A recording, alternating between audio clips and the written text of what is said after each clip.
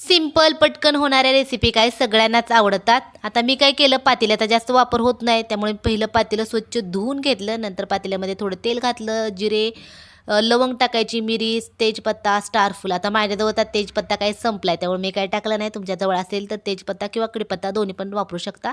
उभा कट केलेला कांदा छान भाजून घ्यायचा, मिरची टाकायची. इथं मिरची तुम्ही बारीक पण करून घालू शकता. अद्रक लसूणची पेस्ट.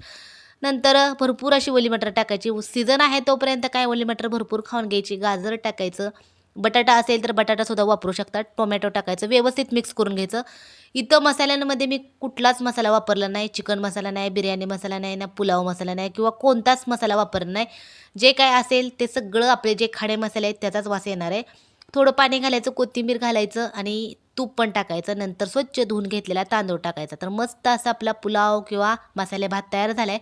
आपले एका सबस्क्राईब म्हणले होते एकदम सिंपल असा पुलाव दाखवा. तर आता हा पुलाव तुमच्यासाठी या